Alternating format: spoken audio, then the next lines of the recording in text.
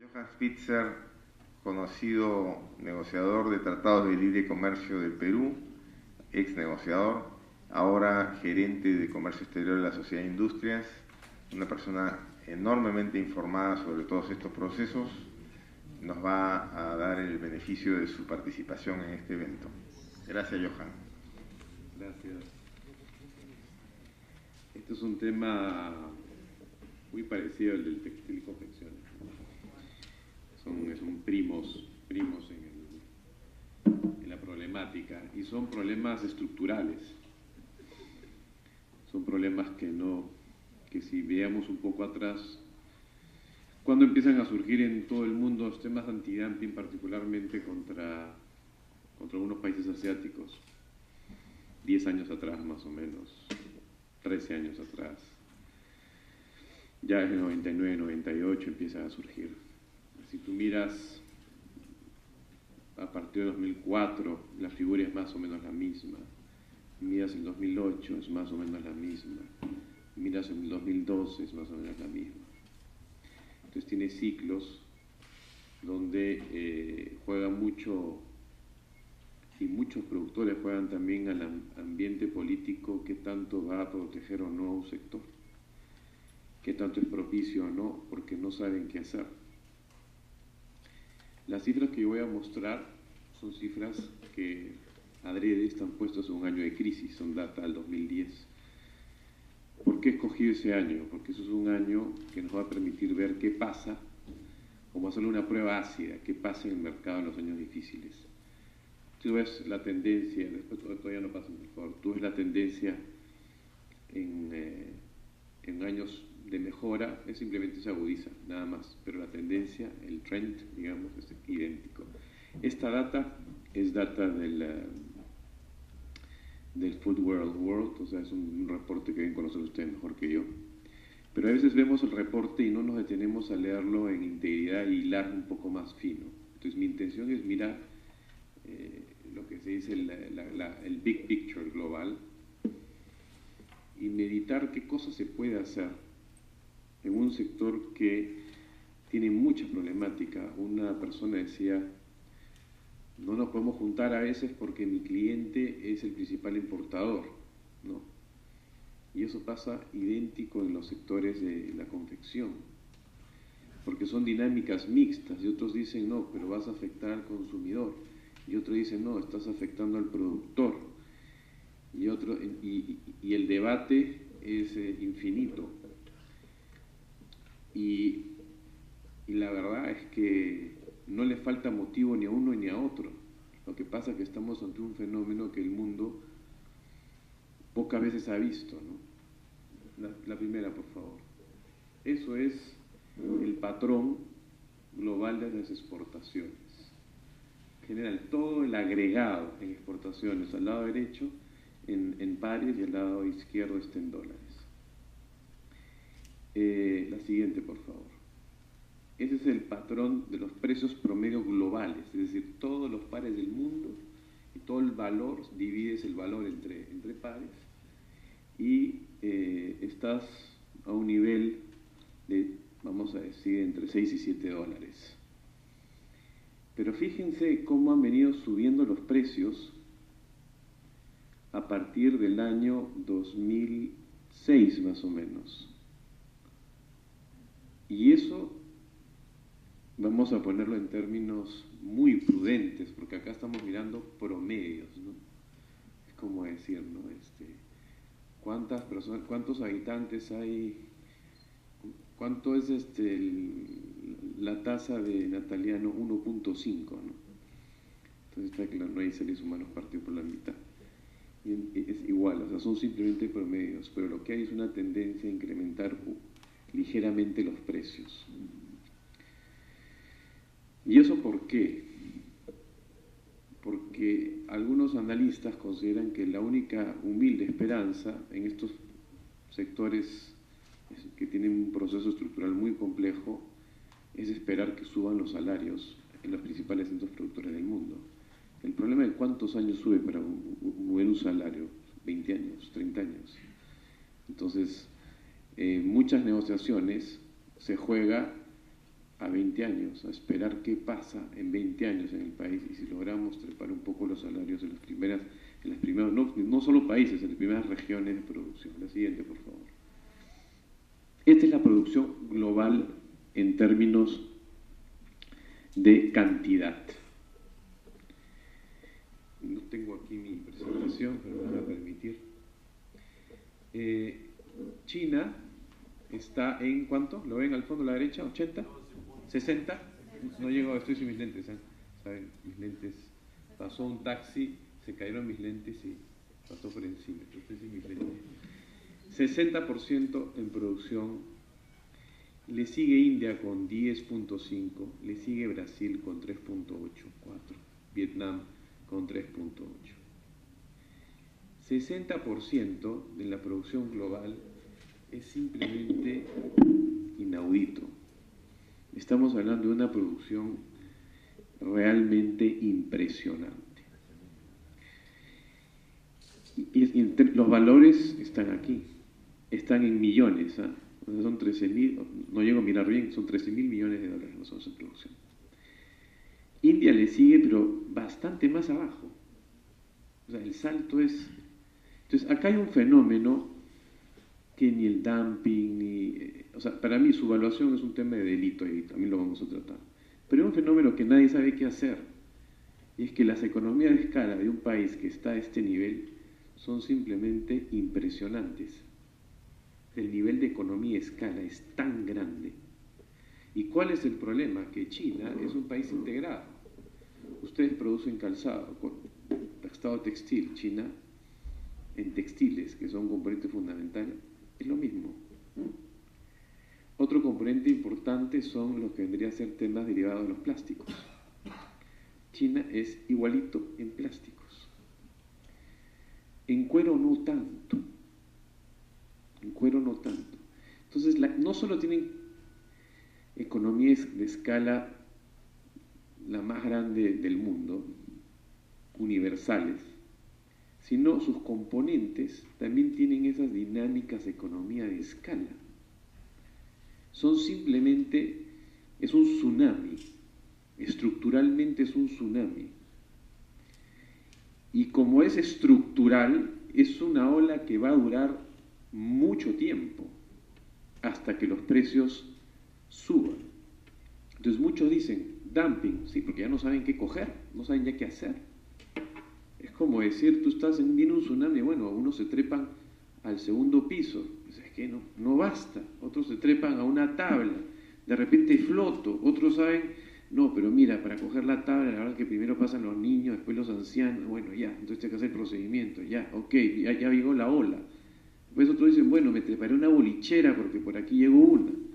Ya no saben qué cogerse, porque la ola es enorme, estructuralmente es muy agresiva. Estas son las exportaciones en términos de cantidad. China, ¿qué porcentajes aquí, por favor? 73. O sea, en producción es 60 del mundo, es decir, y 73% de las exportaciones globales es de un país. Es un nivel de concentración espeluznante. El que le sigue, ¿en cuánto está, por favor? 2.6. O sea, no hay equilibrio. Y el que le sigue es Hong Kong. O sea, tomen nota, ¿no? O sea, suma los dos, por favor, aunque no le gusten a los hongkoneses. Estás hablando de 76%. El que le sigue es Vietnam, que son muy buenos los vietnamitas. Pero ojo, acá hay un elemento importantísimo. Vietnam, ¿dónde está? ¿A cuántos kilómetros está? Está muy cerca. Entonces él también se beneficia, obviamente, de la economía de escala en el insumo, independientemente de las prácticas también de comercio que se conocen. Le siguen los que le siguen. Acá hay un fenómeno interesante. ¿Quién es el principal importador? Y ese al menos está en nuestro hemisferio. Esa es la única buena noticia que tenemos. Y estás hablando del 22% en términos de cantidad. Le sigue Japón, le sigue Alemania, le sigue Francia. Esto es muy importante. ¿Por qué? porque estos, ¿qué cosa compran? O sea, ¿qué nivel de precios compran? ¿A quién le compran? ¿Cuál es la calidad que compran? Y esto es un poco lo que hay que mirar, porque estos son mercados muy importantes. Nosotros tenemos un nivel, al menos el Perú, un nivel de acceso, digamos, importantísimo. Y muchos, con lógica, han criticado muchísimo el famoso TPP, ¿no? Trans-Pacific Partnership. Yo, por este acuerdo tan peregrino, como dirán algunos, he tenido en un mes que viajar 2 veces 52 horas en avión, porque una reunión fue en una isla y la otra fue en la misma isla del Borneo, ¿no? Entonces tengo que ir hasta Borneo, no saben todo lo que costó, sobre todo en tiempo, en llegar a mirar este acuerdo que mucha gente decía, ¿qué hacemos en Brunei, ¿no? Brunei Darussalam, que le vamos a vender a Brunei. Lo más lindo del viaje fue el Hotel del Sultán, que era impresionante. Pero la pregunta que se hacía mucha gente era, y muchos decían, Johan, ¿qué tenemos que hacer ahí? O sea, ¿para qué entramos? ¿Qué nos importa? Yo no le voy a vender nada a Brunei. Y el resto de países, en el caso del Perú, ya tiene TLC con todo el mundo. Pero en el análisis hay una cosa que se le escapa a la gente. Que el problema no es qué cosa le vamos a comprar o vender nosotros a ellos, sino ellos qué cosa le van a vender a Estados Unidos. Entonces, el acuerdo en el TPP, la estrategia no ha sido por parte de la gente que ha estado involucrada, al menos los pensantes, porque también hay de todo en esta vida, ¿no? Es si yo no entro en el club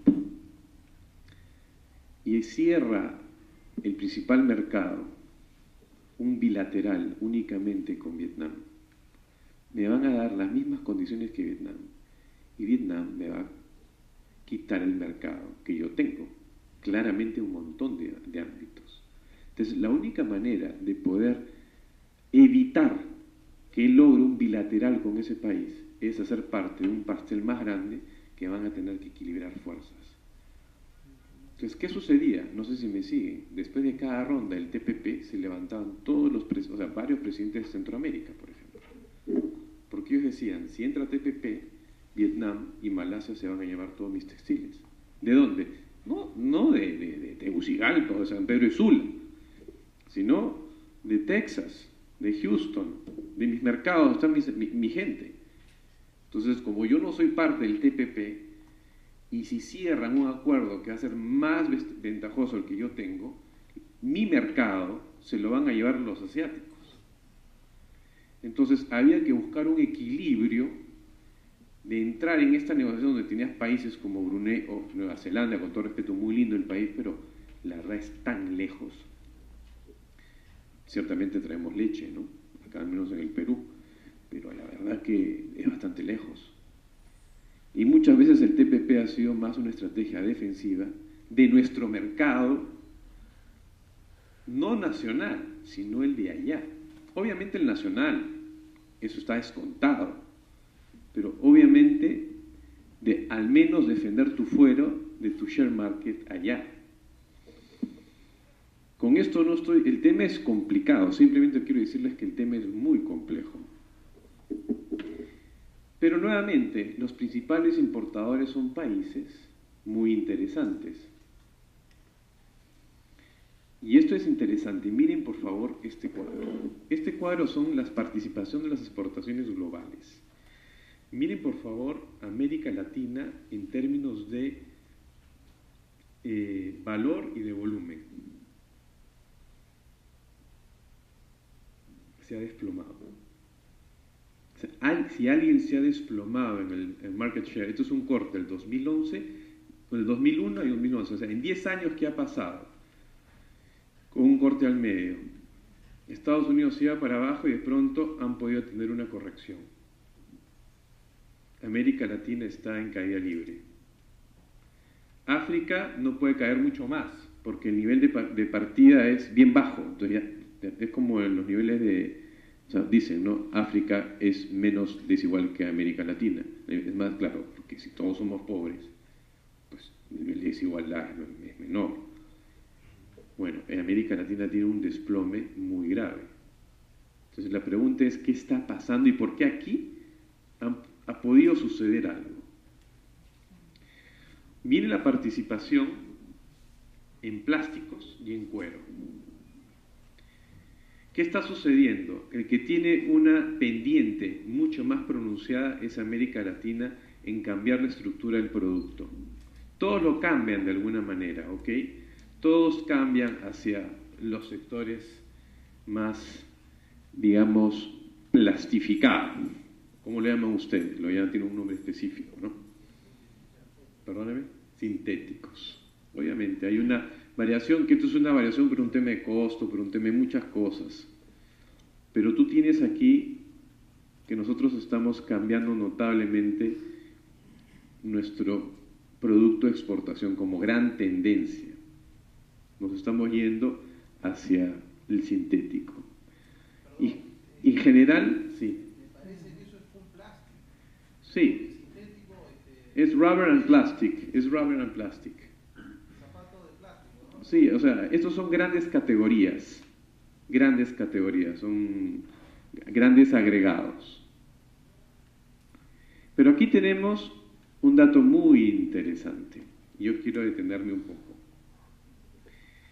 Si ustedes ven aquí, aquí está el ranking de exportaciones por valor y el precio promedio, ¿ok? De producto. Fíjense ustedes, el precio promedio chino es de 3.9. Le sigue Brasil, India, Hong Kong, etcétera. Y fíjense los precios aquí.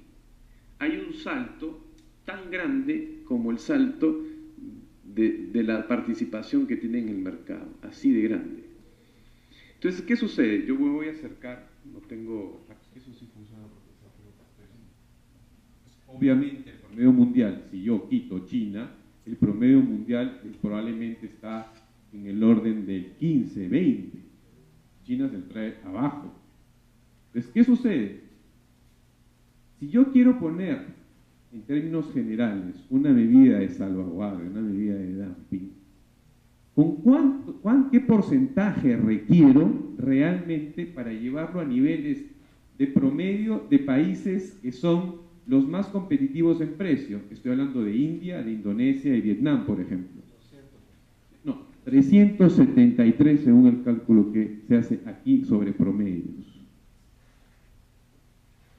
Nosotros hicimos un cálculo hace varios años y calculábamos, yo me imaginé que iba a ser tanto. Hace unos 7 años yo participé en un estudio que aplicamos, fuimos los primeros en el mundo de aplicar el protocolo de adhesión de la OMC. Y calculábamos que los aranceles que se requerían para frenar un impacto estructural, no hablamos de dumping, al ratito no hablemos de esos mecanismos, después voy a profundizar, se requerían tasas del 500% si querías llevarlo a niveles normales. Hoy en día 370 me habla que ha habido un encarecimiento de estos centros de producción grande, de algún nivel, sí, ¿de cuánto? No importa, estás hablando de 370 como promedio, son números gruesos. Pero esa es la realidad. ¿Cuál es el arancel en el Perú del sector calzado? 12, 14, 11, igual que el textil. 11. Entonces, si tú tienes 11% de arancel, y muchos dicen, bueno, excluyamos del acuerdo comercial el calzado. Entonces, la gente dice, qué maravilla, está excluido. Y algunos dicen, bueno, no va a haber comercio, no van a exportar, no. Simplemente que el 11 lo vas a dejar siempre. Pero 11% de 3.9, ¿cuánto es? O sea, estás llevándolo a 4.2. Ya, llévalo a arancel consolidado ante la OMC, 30% en el caso del Perú, algunos tienen 60%, 30%. ¿A cuánto lo estás llevando? Lo estás llevando a 5. ¿Cuánto está Brasil? 10.1. O sea, ¿de qué estamos hablando? Que el problema es mucho más complejo. Entonces, ¿realmente hay dumping? Sí, claro que hay dumping. Porque además de esos precios, hay gente que hace dumping. Uno va a China y ¿de cuánto precio? Y dice acá, oye, no puede ser. O sea, además hay gente que aplica dumping. Además hay subvaluadores que normalmente son furtivos, desaparecen. ¿Cuántos casos hemos visto en aduana de gente que importa? No tienen almacenes y desaparece, no se sabe más.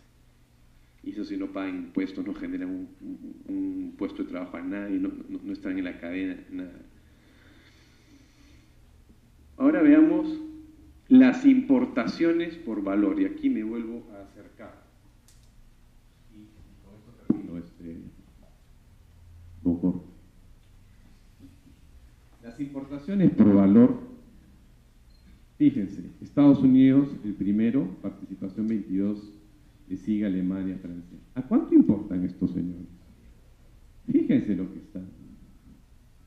Esos son sus precios promedio. Y si yo cojo el promedio de lo que están exportando estos países, es de 13. ¿Ok? ¿Eso qué cosa significa?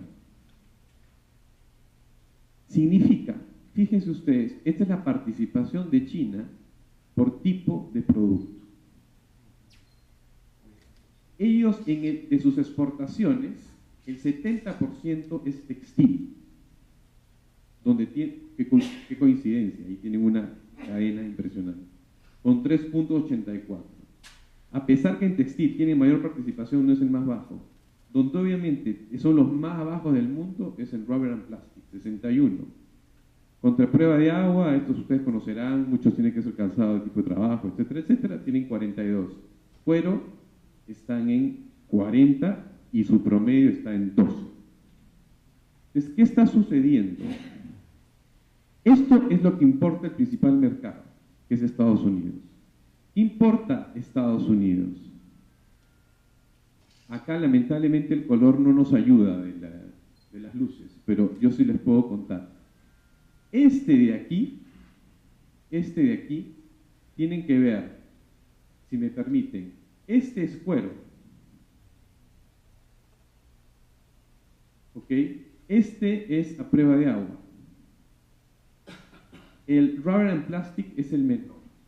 Es decir, el nivel de consumo no está, o sea, América Latina lo que está haciendo es competir sobre todo en los mismos sectores en cuales China tiene muchísimo más poder. Unos dicen, no, lo que hay que hacer es reestructurar a los productores. Mira, es muy complicado. Es sumamente complicado. Nadie te va a poner una fábrica de un momento a otro. O sea, hacer industria es algo mucho más complejo. Entonces, ¿a qué voy con este tema? Que lamentablemente las instituciones públicas muchas veces no están mirando lo que está pasando en este fenómeno global, que los niveles de competitividad son notablemente superiores a cualquier otro. Primer concepto. Segundo tema, que si tú quieres realmente corregir niveles y poner a precios internacionales, son tan altas las tasas que lo que vas a tener es problemas de relaciones internacionales con esos países, porque además invierten en tu país. En nuestro caso, pregunten nomás cuántas inversiones tenemos en minería y ahora en otros sectores. Entonces, obviamente, el gobierno no va a quererse pelear, porque no puede. Hay una relación internacional que va más allá del zapato, va con la minería, y además la minería es la que me paga la olla de impuestos. Entonces, ¿qué hacemos? O sea, el problema es bien complicado. Entonces, a mí cuando veo casos de dumping, veo casos de subvaluación, ya me parece vergonzoso. Casos de subvaluación, ya es vergonzoso. Segundo, ves casos de dumping, probarlos es complicadísimo porque estos están con unos niveles de economía de escala salvajes. Entonces, a veces no los puedes probar porque no hay. Pero eso, ¿cómo lo llamas? Es decir, no hay nombre para esto. No hay nombre. Para eso, la OMC generó lo que se llama el Protocolo de Adhesión de China, que tú podías ponerle cualquier tipo de arancel sin preocuparte ni pasar por ningún estudio. Pero ¿qué cosa hizo China? Para tú poder para que tú no puedas aplicarle ese protocolo, tenías que declarar a China economía de mercado. Y China empezó a hacer lobby en América Latina. ¿Quién fueron los primeros en declarar economía de mercado en América Latina? Argentina. Brasil. No, relaciones sur-sur, ¿no? Brasil. Chile, porque quería el TLC con ellos para mandarla. Ok, entonces Perú nos estamos quedando. Perú también, en 2004 lo declara economía de mercado. Luego Centroamérica, no, cooperación con China, ya Taiwán no está porque Taiwán no es que tiene este problema. Ok, también. En el 2015 China debería ser dado el grado de economía de mercado y no le podías aplicar lo que era medidas de salvaguardia de cualquier nivel para realmente tú poder frenar. Ya no lo puedes hacer, nosotros ya no lo podemos hacer, ya lo abandonamos eso. Esa es la verdad. Entonces, ante este escenario está por un lado la batalla estructural de los productores en cuanto a buscar cómo hacer para frenar esta ola, este tsunami. Y eso es comprensible, porque no hay muchas alternativas. Pero también, si hay algo que se puede decir, es hay que volver a mirar sectores como el cuero, con un poquito más de cuidado. De empezar a mirar un poquito más al sector cuero. Mirar, por qué esos países están importando esos niveles de precios. O sea, yo estoy peleando con los chinos. Entonces, al menos ponerlo como reflexión. Yo el otro día, el otro día fui a comprarme zapatos. Me fui al Jockey Plaza a comprarme zapatos. Y encontré zapatos de Sudamérica extraordinarios. En cuero. Argentinos preciosos. Chilenos maravillosos. Brasileros extraordinarios. Pero la gran mayoría, me costó encontrar zapatos con suelo y cuero de terno. No había un par de marcas, carísimos. Ya no se hace. Y ustedes saben mejor que yo que el buen zapato de terno es con zapato de cuero. Pero es cultura que ha sido perdiendo, pues ahora. Entonces, para terminar, si algo se puede hacer es volver a mirar al cuero. Volver a mirarlo un rato, con un cierto detenimiento. Yo no soy productor y muchos me podrán decir, Johan, sabes que tú no conoces el tema, tú estás hablando cosas porque además no hay cuero. Ese es otro problema, no hay cuero, no hay quien lo curta bien, no saben curtir cuero, eso es verdad. Cuero de oveja casi acá no se puede conseguir, de cabra, perdón, no se puede conseguir, no hay. Y el cuero de cabra es bueno, es blandito, no hay. Porque no tenemos una cultura, como dicen los grandes productores italianos, del cuoio, ¿no? No hay cultura del cuoio, ¿no? Entonces, si queremos hacer al menos algo, hay que mirar más esos sectores y tratarnos de evadir un poquito, donde los chinos nos van a ganar de todas maneras, porque es estructural. Muchas gracias. En el análisis, algunas distorsiones de óptica macro versus micro. Cuando uno, por ejemplo, analiza precios promedio de importaciones y exportaciones, hay que analizar tipos de calzado. Y cuando uno entra a ese nivel de detalle, se da cuenta que las diferencias de precio no son tan grandes, no son tan abismales. Y se da cuenta también que una diferencia de 10 o 20% hace la diferencia para que un comerciante, una cadena de comerciantes en el Perú, por ejemplo, en México, decida comprar local o importar. Y esto yo lo puedo reportar porque frecuentemente nuestros principales clientes, cuando tienen éxito con algo que le producimos nosotros, que le desarrollamos y que le ponemos moda y todo lo demás, al año siguiente lo mandan a hacer en China. Y nos dicen cuál es el precio que ellos pagan por ese producto. Y sabemos cuál es la diferencia. y la diferencia no pasa de 20%. Con 20% se resuelve el problema. Entonces no es una cuestión de 300% cuando uno lo analiza micro. Por lo tanto, esa es una falacia y es peligroso hacer esa generalización, porque especialmente frente a autoridades o frente a la opinión pública se puede crear una impresión equivocada de cuál es el margen de maniobra que se puede tener en este tema. Yo creo que hay margen de maniobra y se puede demostrar con productos uno por uno sin problema. Creo que México puede seguramente confirmar, y ustedes, todos los zapateros, sabemos esto. Segundo lugar, también es una distorsión de óptica pensar que el hecho de que haya un país tan grande, sea un tsunami, no nos quite competitividad. Yo creo que tenemos clústeres, y los clústeres tienen un cierto nivel de escala. China no es un solo país, son ciudades, son clústeres. No puede ser un solo país que tiene una sola unidad productiva. Tiene ciudades, dentro de las ciudades tiene grupos. Evidentemente hay una serie de elementos que facilitan trabajar en China. Ciertamente, si uno quiere algún material sintético, deben haber 50 fábricas que lo fabriquen. Pero nosotros podemos buscar competitividad también con acceso a esos mismos fabricantes de materias primas que están en China. Y también es una distorsión olvidarse de las ventajas que tienen los clientes peruanos cuando trabajan con un proveedor local.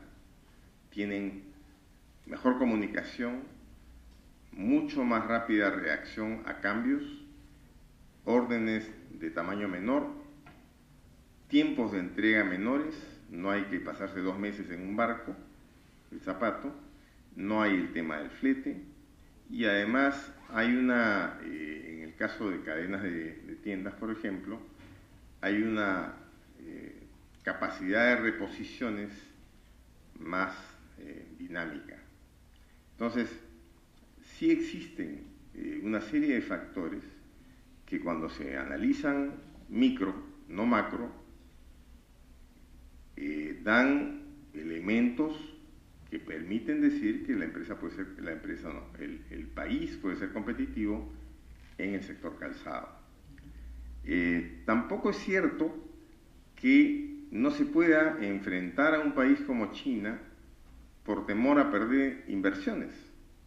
Yo creo que si China invierte en minería en el Perú, es porque necesita los minerales. Y los va a necesitar siempre, y los va a necesitar cada vez más. Al contrario, si usan esa herramienta, les puede salir el tiro por la culata, porque quieren esa producción. Tampoco se puede pensar que, qué lindo mercado, porque mira todo lo que le vendemos de minerales. Los minerales son un commodity, y se pueden vender a China o a cualquiera que los quiera comprar. Y más bien ellos son los que necesitan el abastecimiento, porque son cada vez mayores consumidores de todos estos productos. Entonces, tampoco me parece a mí válido, y me parece también distorsionante, usar ese argumento para desanimar al gobierno de posibles medidas que pueda tener con relación al calzado. O sea, yo creo que me gusta muchísimo que hayas hecho esta presentación, Johan, porque justamente nos permite ver cómo piensan las personas que están involucradas en estos procesos. Tú tienes una trayectoria muy rica, muy importante en este tipo de negociaciones, y lo que tú conoces y nos has dado a conocer nos hace ver también cómo piensan nuestros negociadores y cómo piensa el sector público, para poderle dar este tipo de respuestas también. Pero ahora que estás de nuestro lado, espero, en el gremio, a ver si es que en vez de ponernos a discutir, que no quisiera entrar en discusión, no quisiera entrar en discusión.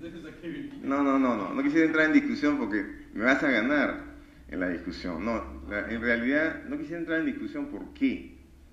Porque creo que la discusión es muy amplia, y más importante es ver qué herramientas podemos usar para lograr algunos objetivos ante el Estado y evitar que pasen cosas como las que pueden ocurrir, si tuviera más tiempo debería conocer, que es la reacción de los fabricantes arequipeños a raíz de todo esto que estamos conversando y las importaciones chinas. Pero te dejo el micro, por favor. A ver, varias cosas que voy a precisar, Jorge, de lo que he dicho. La primera cosa, yo desde que he iniciado la presentación he dicho, yo voy a analizar tendencias, no voy a entrar al tema micro, porque los promedios son crueles. Puse el ejemplo de 1.5 niños, ¿no? Eso fue, inicié mi plática diciendo eso. Porque entre la big picture y el análisis micro hay una gran diferencia. Yo he hecho ambos análisis en mi vida y lo hago siempre, el análisis macro y el análisis micro. Y creo que el mejor análisis es el análisis que mira la realidad tal cual es. Pero mirar la realidad tal cual es requiere de ambos enfoques, del gran ocular y el microscopio. Entonces, ¿a qué voy con esto? Yo no creo equivocarme cuando digo que el mundo está mirando un fenómeno único. Una cosa es tener revolución industrial en Inglaterra en el siglo XVIII, con la población de Inglaterra de ese año, y otra cosa es tener una revolución industrial en un país de las dimensiones, o este conjunto de países con más de 1.000 millones de personas. Son dos cosas, dos fenómenos que no podemos comparar. Eso por un lado. Por otro lado, lo que tú mencionas, Jorge, me llena de esperanza, porque en realidad tú dices que con 20% pueden competir. Entonces la situación es mucho más positiva. Y eso es... Sí, me queda claro. Es mucho más positiva, obviamente, porque la cifra es muy cruel, la cifra gruesa. Entonces yo coincido contigo que puede haber muchas diferencias. Yo lo que he utilizado es simplemente un análisis macro, porque cuando analizamos flujos para convertir, porque Javier ha hecho la presentación anterior buscando hacer un análisis más nacional, a mí me pidieron que haga una cuestión más internacional. Yo estoy sin duda que entre la data macro y la micro, pues evidentemente hay, como tú llamas, distorsiones. Yo diría, hay simplemente mucha variabilidad. Sin embargo, lo que sí no entiendo son dos cosas importantes. Porque yo creo que hay varios problemas en una serie de productos. Lo que yo quiero decir es que esto es una ola que no la resuelves. ¿Por qué? Porque si tú pones un dumping, no estoy diciendo que no lo pongas, estoy diciendo que si tú lo pones, eso te lo van a poner por 1, 2 años hasta que te venga la Sunset Review, y de ahí bien difícil esa institución te la va a volver a poner, o de repente te la vuelve a dar por un tiempo más, pero son periodos limitados.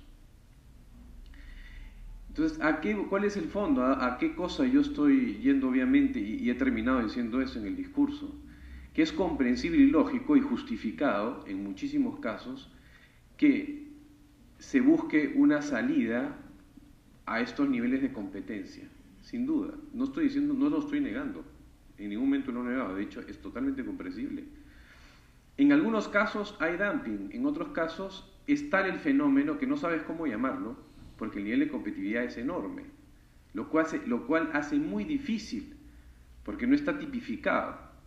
Cuando el GATT se reúne y hacen las normas OMC, no tenías un fenómeno tan grande como ahora. Tercero, como el tema es estructural, hay que también pensar en términos estructurales qué cosas se puede hacer, además de los otros temas. Y yo he mencionado simplemente el tema de volver a mirar un sector que requiere, digamos, algunas cosas. Entonces, en realidad, yo no veo injustificado ni distorsionante lo que he dicho.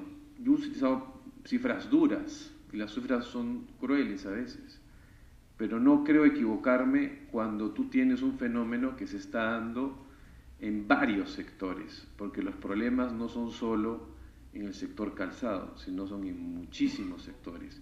Ante esa respuesta, ¿qué cosas están haciendo algunos países? Y están reaccionando rápido. O sea, Estados Unidos está, con todos sus problemas, por más que han cerrado estos días, digamos, el Estado, tiene una política agresiva de recuperar sus industrias, sacarlas de Asia y traerlas a su lugar. Están haciendo una serie de cosas por ese lado. Los europeos distintos están también en esa onda. Y hay muchas cosas por hacer, sin duda. Eso es todo lo que tengo que comentar. Gracias.